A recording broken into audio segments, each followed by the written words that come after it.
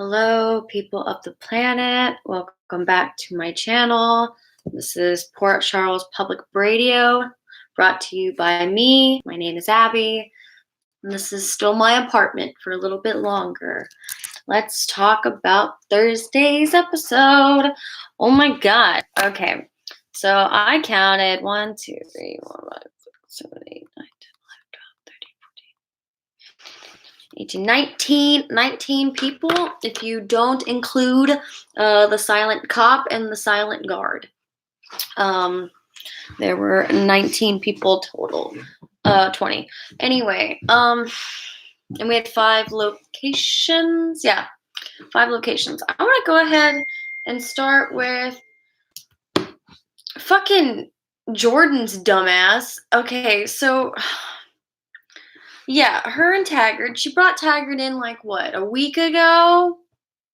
A couple days ago. I don't know how long time has gone by since he's been here, but he's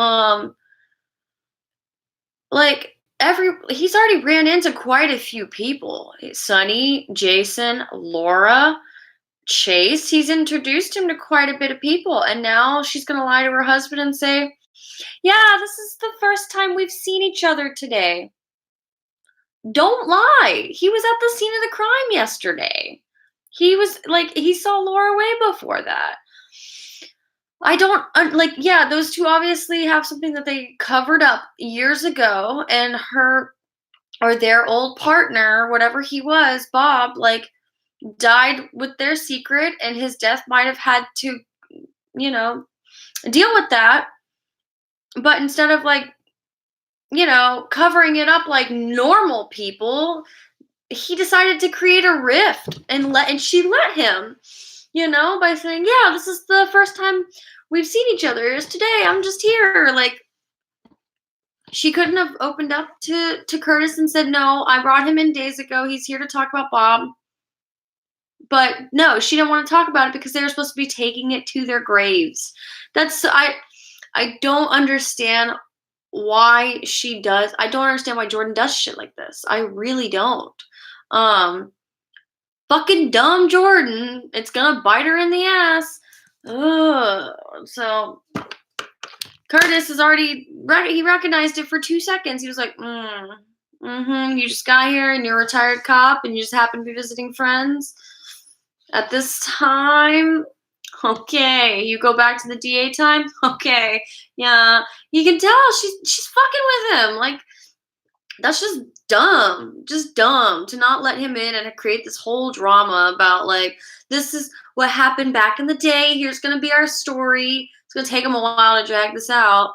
What happened and how it has to do with Bob, whatever, and how maybe he died taking this to his grave or something.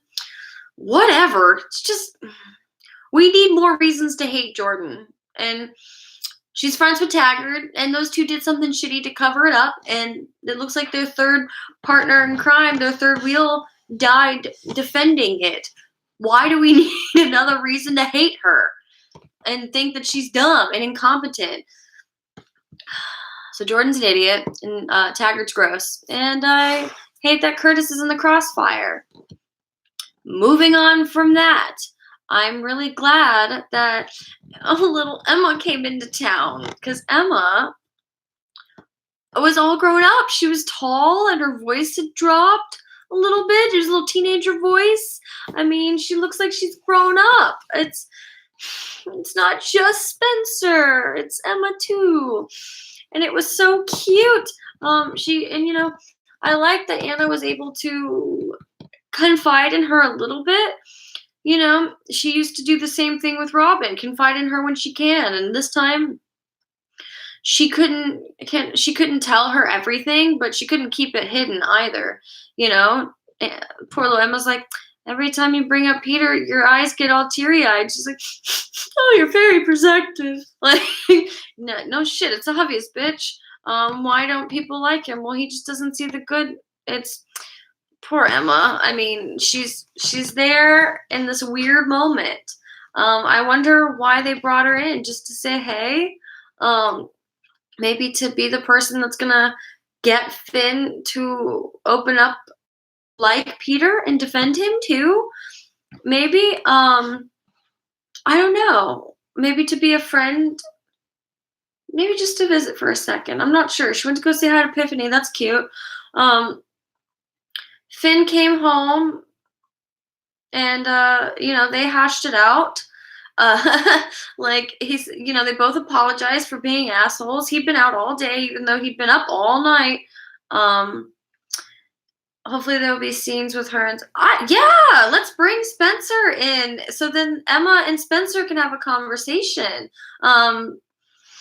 Maybe Emma's gonna be a peacekeeper between Spencer and Charlotte because I still think that Spencer's gonna come into town and he's gonna be an asshole to Charlotte and he's gonna tell her that like her father is evil or that he something maybe, and that Nina was the one that betrayed. I don't know. I think Spencer's gonna do something shitty, maybe, and I don't know. Emma could be a peacekeeper or something, or maybe she could talk sense into him so he's not an asshole. Yeah. So Finn hashed it out with Anna, and he told her the truth because he ran into Sam, and she played her hand way too early on that one, thinking that it was okay to just like slither in there and say, hey, you don't trust Peter? Well, neither do Jason and I. And, for obvious reasons, we think he had something to do with Andre's and Franco's potential deaths or attempted murders, but also Drew's murder. I think they're all connected. And if there's something about Peter that's going to make everybody dangerous or everybody in your life danger, you should tell me because Robert's working with us too, and we could take him down. This is important because, I need a new parole officer who's going to be less strict so then I can see Danny's father. Bitch, why would you think that would work?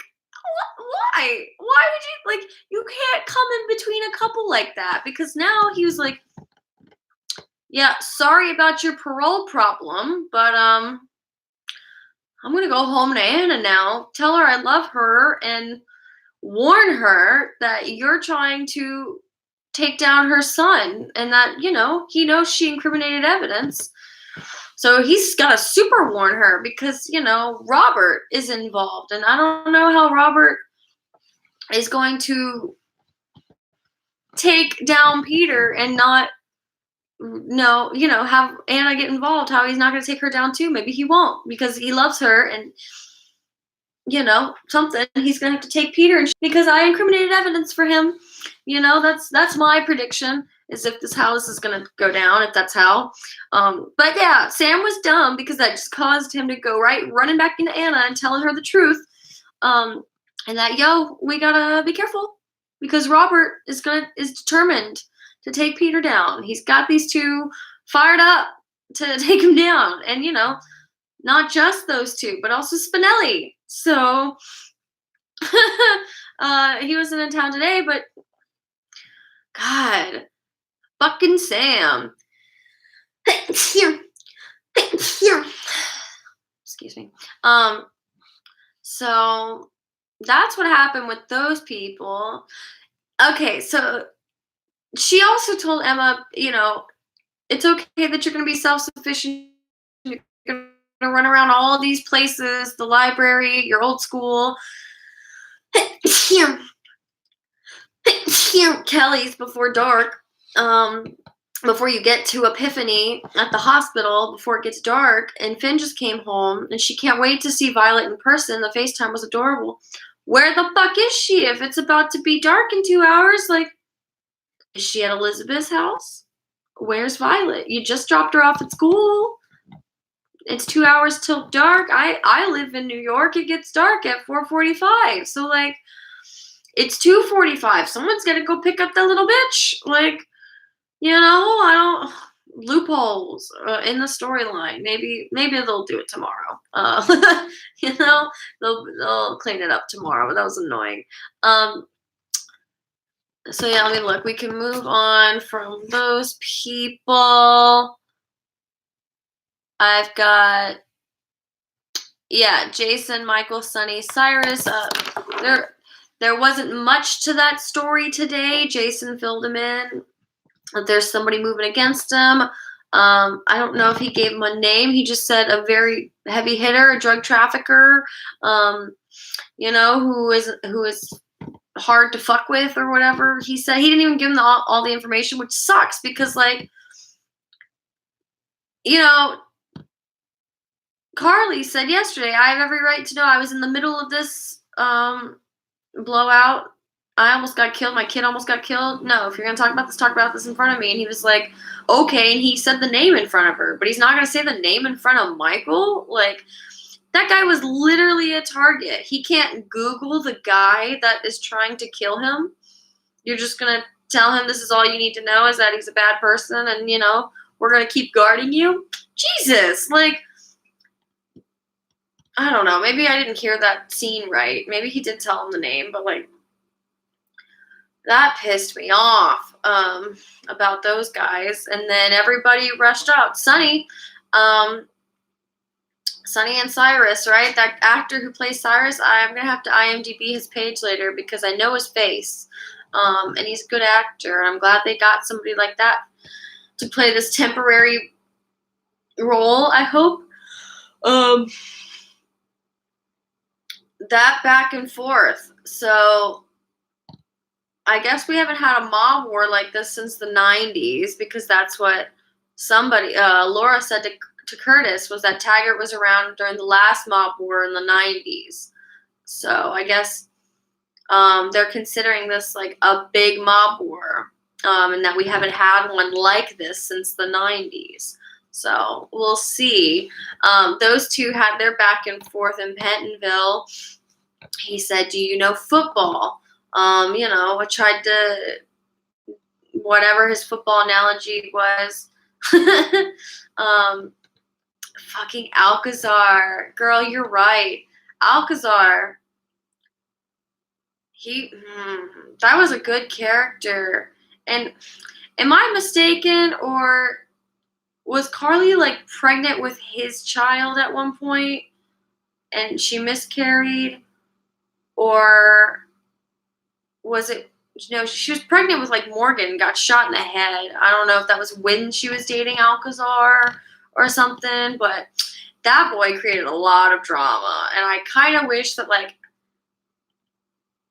I kind of wish that Alcazar had a son, but wasn't that Diego? I don't know. I got to look back on that. But Alcazar, that motherfucker. And we had Johnny and his father, Anthony. Johnny and Anthony were around for a while, and then the Jeromes came through and attempted crap.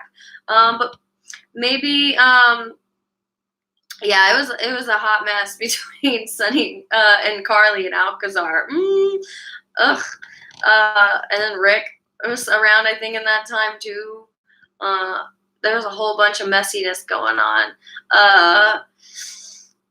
So there's been a lot of mob wars, but I guess they're trying to compare this one to whatever happened back in the 90s. So I think it's gonna be big. He threw that football analogy at us, and he said, I played my hand or tried to go long to, surprise the team and then be a champion afterwards, but it didn't work out or whatever. And Sonny's like, yeah. No, I love football, but, like, you got moved here, and that was a bad idea because, I see what you're doing, and it's going to be expensive for you to do this. And he's like, just come with me. The times are changing, and if you don't let the times change around you, Sonny, then they're going to change around you. You should adapt or get lost in the shuffle. Basically telling him drugs are going to come through, my drugs, and if you don't let them, it's going to take you down. And Sonny said, well, you got friends who moved you here. You got friends on the inside, but, like, I got friends on the inside too in this particular jail that you've been sent to, bitch.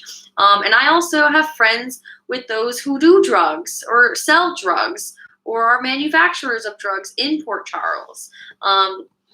And I got to keep a close tab on them. And let me tell you, they're going to be pissed that somebody like you is going to come in and they're going to fuck with you. So this isn't just going to be expensive. This is going to cost your life, motherfucker.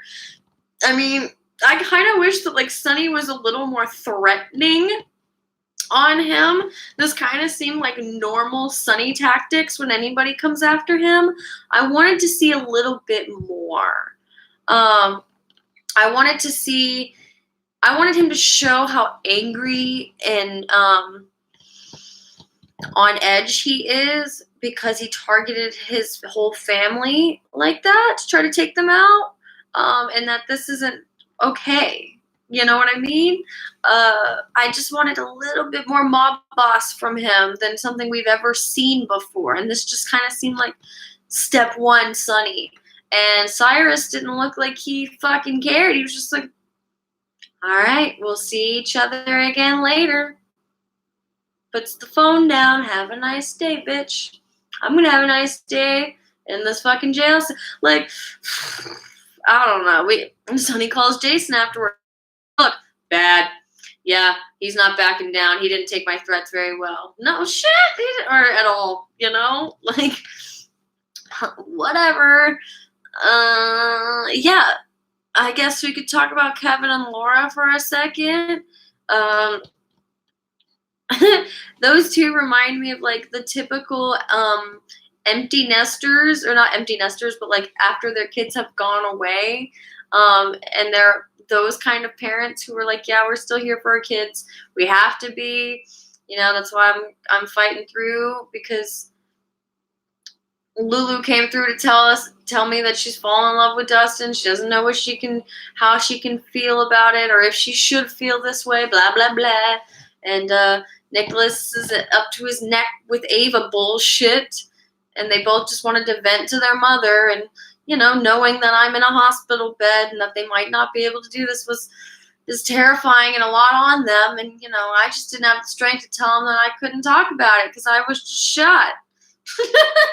You know, it's very typical, you know, mom and pop conversation. He was like, yeah, you were. That it's okay. You know, I could tell him to like stop visiting you so much. And she's like, oh no, it's fine. I need visitors. I got some work coming anyway. Up comes in work, Curtis, you know, like, and after that, Kevin's like, there's no chance that I can confiscate your phone, can I? She was like, no, duty never sleeps, or whatever she said, or whatever. It was cute. Jason came in to say hi to her. Kevin did his bulldog thing and was like, she shouldn't have been in that situation. And she said, yeah, you know, as your friend, I'm going to say I'm glad everybody was safe and nobody else got hurt besides me. But as mayor, I will not tolerate a mob war. And I'll let Jordan do her job, or whatever she said. Okay, so Laura made it clear she's pretty pissed that she got caught in the crossfire and that she knows other people are going to get caught in whatever crossfire is happening. Ugh. It was just kind of ridiculous. Okay, so all that's left there is Lucas's hospital bed. All right, this scene involved Bobby, Carly, Brad, Julian, and Lucas and Wiley. So there were 6 of them starting out, and then Sam eventually showed up. I forgot Willow and Chase. 1, 2, 3, 4, 5, 6, 7, 8, 9, 10, 11, 12, 13, 14, 15, 16, 17, 18, 19. Okay, so if you include Willow and Chase, there's 21 characters on today. Damn! Okay, because they popped in, I guess, at the end or something. Yeah, there were like 5 people and the 6 people in the scene before Sam showed up. At first, Brad kind of freaked out because Lucas went, oh no, we lost him. He went right back slip right back into the coma. And Bobby's like, no, he's sleeping. His mind and body has been trying to like get back and recover. And it's still like in this recovery mode. It's still really exhausted and tired because the brain has been functioning, trying to forcefully get up, and it can't. You know, he was sitting there stuttering. I can't remember what's happening. You know, it's just fucking fragments. Poor guy. he's like holding the baby, and Carly's like, "You all right, man?" And he's like, "What? Yeah, I'm fine." She's like, "Mm-hmm. Yeah, I'm gonna take the baby away because you're gonna drop him." I mean, all of you guys are hovering. He's not gonna drop the baby while he's sitting in a hospital bed and the baby's sitting on top of him.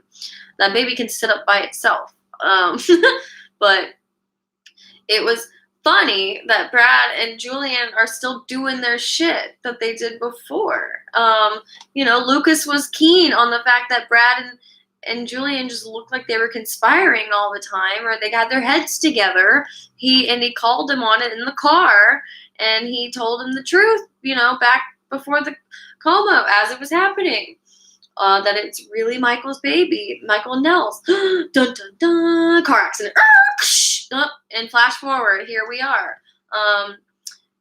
It's been so long that he has been in a coma longer than it took for them to arrest Sam for manslaughter and for her to get out on parole. They made that joke. And right away, Brad is being dumb, and Julian's like, "Yo, we gotta talk about this. What's the plan? What are we gonna say? You're not bringing me down with you, so we better come up with what we gotta say." And Brad's like, "That's a big if.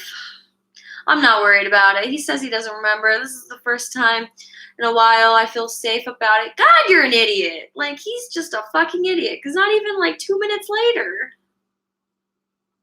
just looking at Michael with Wiley, Lucas's face got all weird. He starts, fragmenting back. Like, "Lucas, what's up?" He's like looking at the two of them like, "You two did something, and I think it has to do with Michael and Wiley." Like, he just had that look on his face. This isn't going to take long. It is not going to take long. And that's what Julian was trying to get dumbass Brad to come up and realize. Like, it's just, it is, him not remembering is disappointing and typical GH. Yeah, I mean, but at least it didn't take long. It took all of 5 minutes for him to start remembering the car and being like, "Wait, there's some shit here." So my guess is that this is going to come up. This is going to resurface, like, him remembering this, right? And those two having like time to cover up whatever their plan is going to be, Brad and Julian, for March Madness or February sweeps. I mean, okay, February sweeps. I mean, it's the 7th. So if not, it'll be some sort of March Madness thing. And I wonder how those two are going to try to pull this off a little bit longer. Especially with now being in town. I don't know.